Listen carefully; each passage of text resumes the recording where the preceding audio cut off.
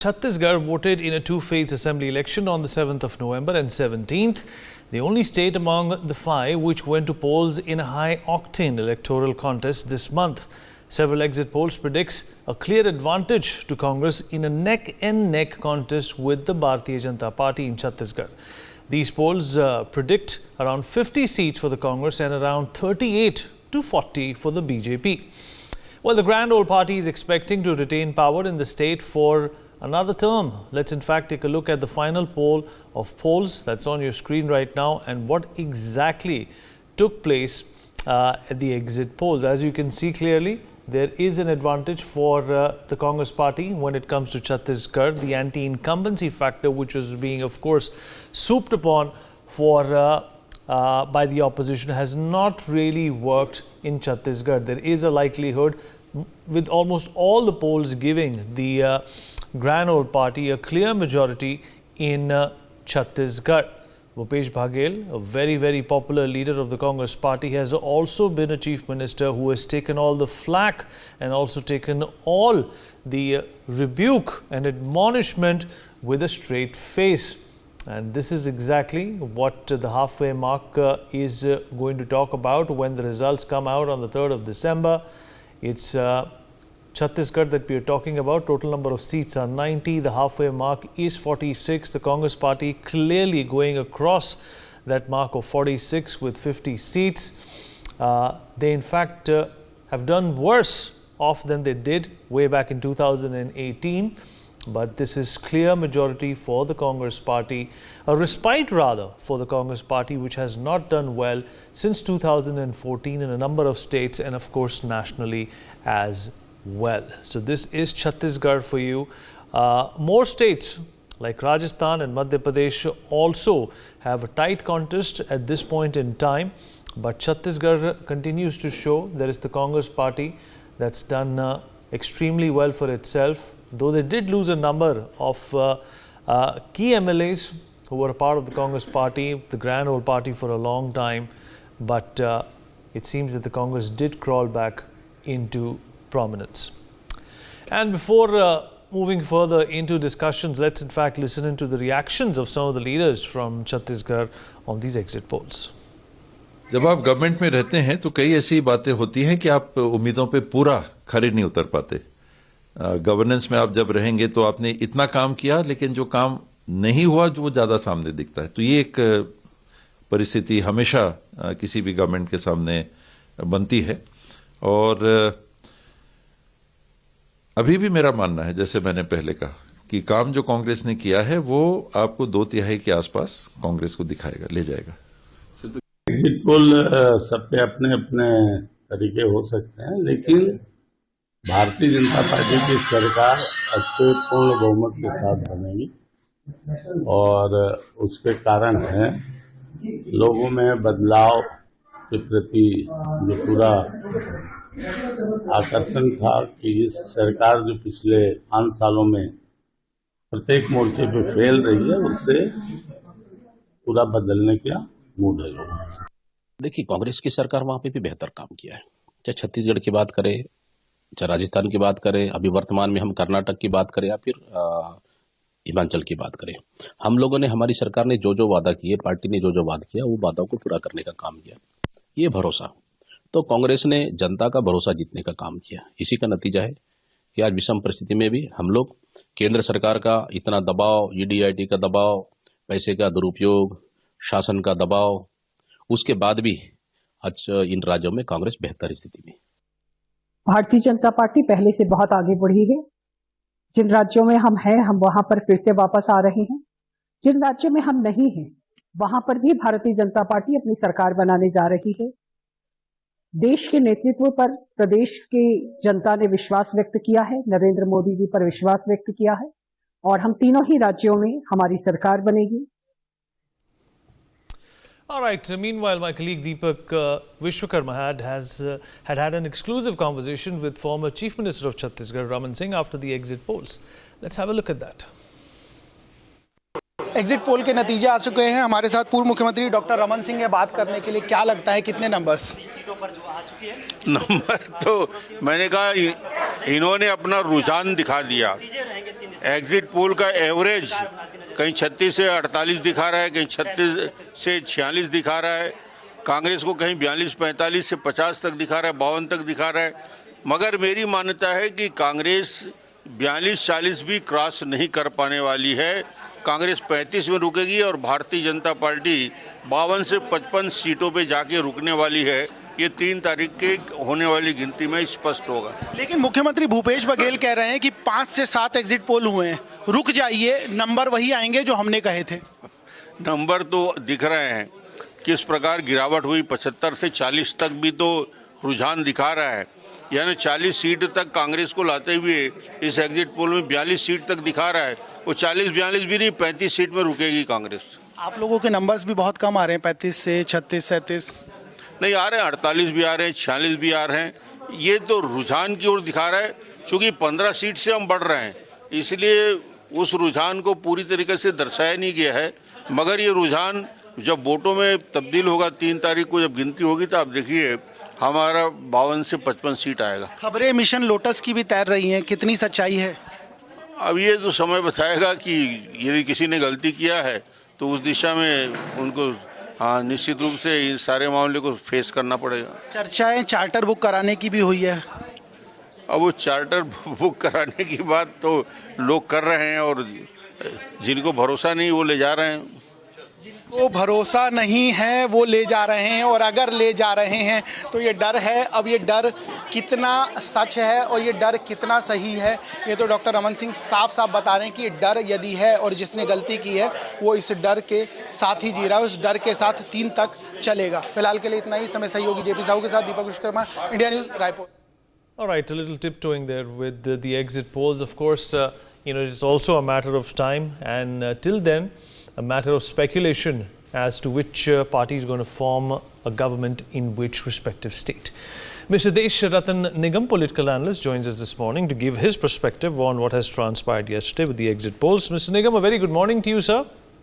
Good morning, Vinny. Well, so you're obviously more experienced than I am. There have been instances in the past where exit polls have been completely negated. They have, in fact, proven to be complete opposite of what the actual results are.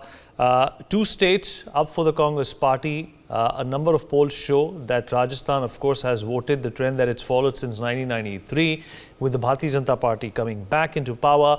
The Congress party, of course, back in Madhya Pradesh and Chhattisgarh. What has been your analysis and assessment of the exit polls that came about yesterday, and how are they going to, in fact, differ from the results that we are going to be talking about, perhaps with you also, on the 3rd of December, which is Sunday? Vinit, in fact, the correct picture, if I take these exit polls as to be opinion of the people, then it has to be correlated with the voting percentage, which is generally not being done. And in fact, I have one voting percentage from Jan Ki Baat, where in Rajasthan there is a clear difference of 3 to 4% between BJP and Congress. The average voting percentage from high and low both, and which is in favor of BJP. And Madhya Pradesh is almost the same, and Chhattisgarh there is only a difference of 1%, both between the Congress and the BJP. So when I correlate this, especially in Chhattisgarh, because MP also the exit polls are almost predicting the BJP coming to power, but in Chhattisgarh the difference on 1%, such a high difference of seats cannot be correlated. So that's one doubt I have, and there the Ajit Jogi factor is no more there, which had harmed BJP last time. So tribal votes had gone to them, they had cut the BJP votes. And therefore, and the women voters, and tribal and women voters in Chhattisgarh, we have to analyze that, and then only, because the difference in voting percentage is about 1% only. So that is how I look at it. So I believe there could be a surprising result in Chhattisgarh. Reason given that vote percentage difference is quite less, and the margin of error in the exit polls is roughly about 5%, and 3% in the opinion polls. All so right. therefore, if I look at the overall scenario, I think the 3 states could go to BJP, and possibly in Telangana, BJP may be in a position to be a kingmaker. So that's my reading of the situation. All right, let's get a response to what you have said from Mr. Rajay Verma, who joins us. He's a Congress spokesperson. Mr. Verma, very good morning to you. I hope you can hear me. Morning. Sir, your Very good assessment, morning. very good morning, sir. Your assessment of the exit polls, you know, what's really surprising and what's interesting rather is, you know, what we are getting to see in Telangana at this point in time. The BRS is definitely on a back foot, but it is advantage Congress party. Mr. Nigam feels there is the Bharatiya Janata Party, which is going to be the kingmaker in Telangana. There is perhaps a strong chance of a new government there. Who is speaking before me? Who was speaking? Mr. Nigam, Mr. Desh Ratan Nigam, he's a political analyst, of course, a very popular name in these circles. Mr. Desh is a be part of the BJP also, because I know very well. Mr. Nigam is very learned person, but he's nowadays he is very wrong side. It's all right.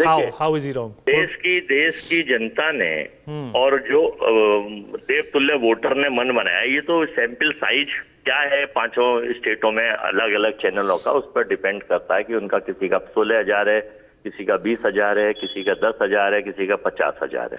अब 8 करोड़ की आबादी वाला राजस्थान, जहाँ 4 करोड़ से ज्यादा voter हों, तो ये तो खैर बहुत सारे अपना अपना सिस्टम है, चैनलों का अपना अपना तरीका है कि कौन कितने चैनल किस उस पर क्या कर रहा है।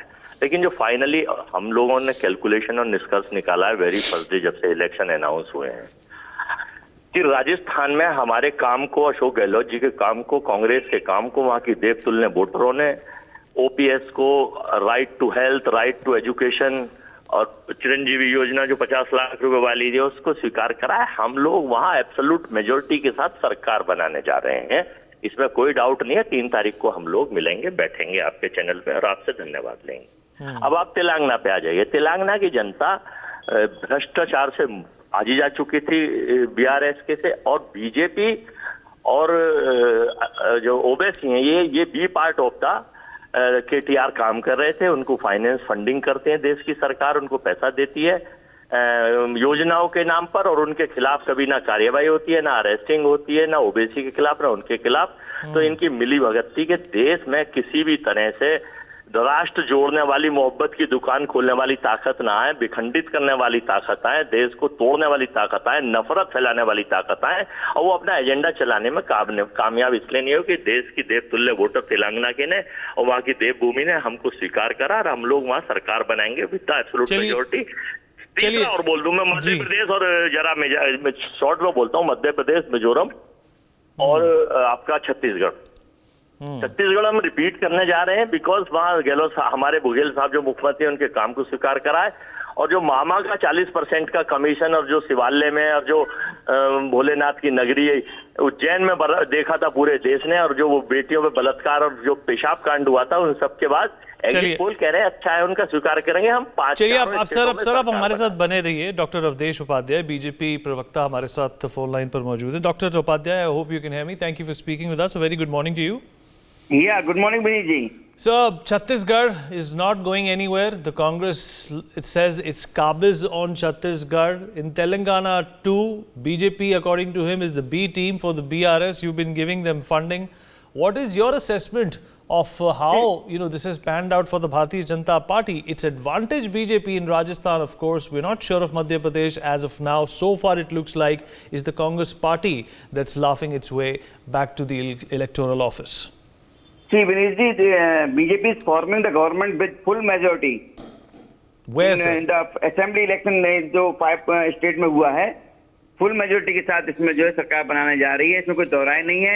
अब देखिए कांग्रेस क्या है, इनके हाथ से जो पूरी सत्ता खिसकती जा रही है, जहाँ इनकी सरकार है, जहाँ इन्होंने जंगल राज किया, जहाँ इन्होंने जो गरीब जो लोग उनको दबा कर रखा, उनका हक मारने का काम किया, उनको हक दिलाने का काम भारतीय जनता पार्टी की सरकार ने किया है, और ये वहां की जनता बखूबी जानती है। आप छत्तीसगढ़ की बात कर रहे थे अभी, कांग्रेस के प्रवक्ता, देखिए छत्तीसगढ़ में किस तरह से महादेव ऐप का दुरुपयोग किया गया था, किस तरह से वहां शराब जो घोटाला किया गया है, किस तरह से वहां चावलों का घोटाला किया, जो चावल गरीबों में बंटने के लिए आया था, वो छत्तीसगढ़ सरकार ने उसमें घोटाला करके बैठ गई, वो वहां तक पहुंचा ही नहीं। तो कहीं ना कहीं जो गरीब जनता है, जिसका वोट जो है भारतीय जनता पार्टी को पड़ा है, उसको ये पता है कि कौन उनके ऊपर राजनीति करता है, कौन उनका विकास करना चाहता है। तो ये 3 तारीख को पूरी तरह से सबके सामने आ जाएगा कि 5 राज्यों में पूर्ण बहुमत के साथ भारतीय जनता पार्टी सरकार बन रही है। ये चाहे कुछ भी कहें, एग्जिट पोल जो कह रहे हैं वो भी आप देख रहे हैं किस तरह से एग्जिट पोल आ रहे हैं। तो मैं यही कहूंगा कि 5 राज्य में पूर्ण बहुमत के साथ भारतीय जनता पार्टी सरकार बनने जा रही है और वहां की जो राज्यों की जो जनता है उन्होंने पूरा विश्वास अपने देश के चलिए जानते हैं कि वर्मा जी क्या कहते हैं। वर्मा जी, सारे राज्यों में भारतीय जनता पार्टी की सरकार बनने जा रही है। मन को बहलाने को गालिब, ये ख्याल अच्छा है, इनसे कहिए ये जो वीडियो और सीडी लेके आए हैं आईटी सेल द्वारा, ये बंद होगा। चुनाव हो चुके, वोट डल चुके हैं, चुनाव हो चुका है। तेलंगाना में आपकी जो है 1 सीट और 2 सीट से 4 सीट पे आ रहे हैं, सरकार बना रहे हैं आप वहाँ, और मिजोरम में आपकी 1 से 0 सीट है। वर्मा जी, मध्य प्रदेश जैसी जगह में जो आदिवासी वोट है उसमें बीजेपी के लिए इजाफा आया है। आपको क्या लगता है कि कांग्रेस का जो मेक और ब्रेक का एक जो सिनारियो है, एक जो गणित है, वो उससे बिगड़ सकता है? देखिए, जो मध्य प्रदेश के ट्राइब जो शुल्कास वोटर है, आपने देखा कि जो रिपोर्ट आई थी, रिकॉर्ड क्राइम रिपोर्ट्स, उसमें आपने देखा कि सबसे ज्यादा अत्याचार शेड्यूल और शेड्यूल ट्राइब्स पर बलात्कार के और अत्याचार के और घटना दुर्घटनाओं के मध्य प्रदेश में ही हुए हैं। ये मैं नहीं कह रहा, रिपोर्ट कह रही है, रिपोर्ट ब्यूरो की। अब आप आ जाइए हिंदुस्तान के उसमें कि मेरे भाई जो है अच्छे हैं, साथी हैं, हौसले से बात कर रहे थे। 1 सीट पे मिजोरम पे सरकार आ रही है, इनकी जो 0 से 1 सीट दिखा रहे हैं, 2 से 4 सीट इनकी तेलंगाना में दिखा रहे हैं। वहां भी एब्सोल्यूट ऑपरेशन लोटस चलाओगे, थैला खोलोगे अडानी वाला भैया, चलो ठीक है खोल लो, कोई बात नहीं है, हमें ऐतराज कोई है ना। ऑपरेशन लोटस पे वो तो आपने पहले भी दिखाया था। चुरी हुई सरकार, जो चोरी की सरकार मध्य प्रदेश में बना रखी थी, उसे देवतुल्य वोटर ने वापस देने का, छीनने का काम करा है। और जो प्रोपोगंडिस्ट और एजेंटिस्ट हैं भाजपा के और इनके आईटी सेल के और इनके चिंटू पिंटू प्रवक्ता हैं, वो अपनी मन को बहलाने के लिए गालिब, ये ख्याल अच्छा है, कर देना चाहिए, सबकी आदत है। हमारा तो ये है, जय हिंद, जय भारत, जय कांग्रेस। चलिए डॉक्टर उपाध्याय से एक टिप्पणी लेते हैं, प्रतिक्रिया लेते हैं, फिर आगे बढ़ते हैं। डॉक्टर उपाध्याय जी, विनीत जी, जिस प्रकार से हमारे अजय भाई बता रहे हैं, ये काफी वरिष्ठ नेता हैं कांग्रेस के, लेकिन अब इनकी मजबूरी बन चुकी है कि भाई देखिए, ये तो कह नहीं सकते कि हम हार रहे हैं, क्योंकि जिस प्रकार से वहां की जनता ने जो प्यार दिखाया भारतीय जनता पार्टी के प्रति, वो सब पूरा देश देख रहा है। आप ये देखिए राजस्थान में किस तरह से, अभी ये बात कर रहे थे अपराध की, एनसीआरबी की रिपोर्ट ये कहती है, आप उठा के देख लीजिए अभी जो आई है इस साल में, कि सबसे ज्यादा जो अपराध हुए हैं, सबसे ज्यादा जो महिलाओं के साथ अत्याचार हुआ है, वो राजस्थान में हुआ है। आपने देखा होगा किस तरह से एक टेलर को मार दिया जाता है, लेकिन उसके अपराधी खुलेआम घूमते हैं। राजस्थान की बात है, अभी 3 महीने पहले की बात है, किशनगढ़ जगह है राजस्थान में, वहां कांग्रेस के पार्षद है मुस्लिम एक, उसके डर के मारे वहां के हिंदू पलायन कर रहे हैं, लेकिन वहां की सरकार हाथ पे हाथ धरी बैठी रही। कहीं ना कहीं जनता सब देख रही थी, और वो जनता जो अब 3 तारीख को उसका रिजल्ट सामने आ जाएगा, और पूर्ण बहुमत से भारतीय जनता पार्टी सरकार राजस्थान, छत्तीसगढ़, मध्य प्रदेश। हमसे बातचीत करने के लिए आप दोनों का बहुत ही शुक्रिया। For more such videos, subscribe to the NewsX YouTube channel, hit the bell icon.